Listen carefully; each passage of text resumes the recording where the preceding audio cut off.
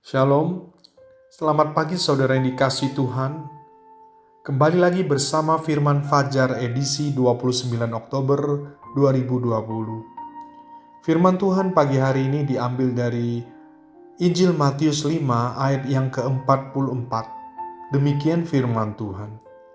Tetapi aku berkata kepadamu, kasihilah musuhmu dan berdoalah bagi mereka yang menganiayai kamu.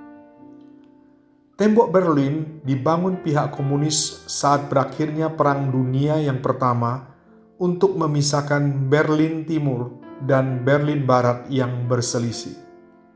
Tembok raksasa itu dikenal sebagai Tembok Berlin.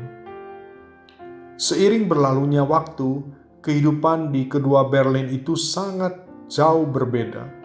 Berlin Timur yang komunis sangat miskin dan ketinggalan, sedangkan Berlin Barat makmur dan kaya.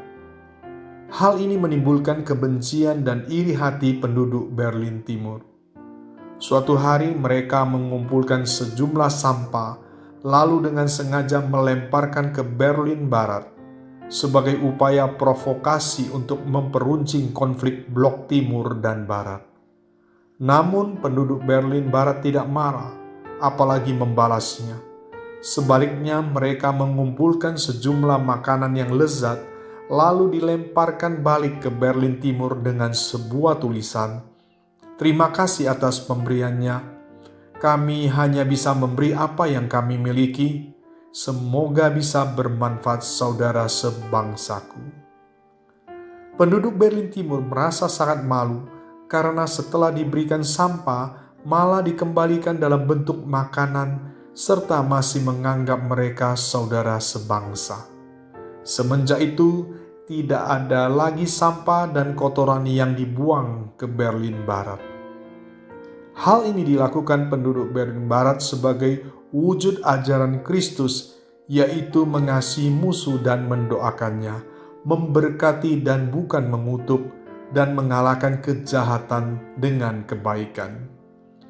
Ya, ini ajaran Kristus, tidak punya kebencian, tidak punya kutuk, dan di dalam Dia tidak ada kejahatan.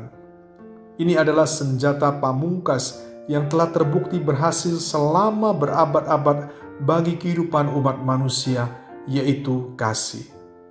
Tetapi ada yang berpendapat bahwa prinsip seperti ini terlalu lemah dan tidak mungkin lagi diterapkan di zaman ini yang semakin kejam dan semakin gila.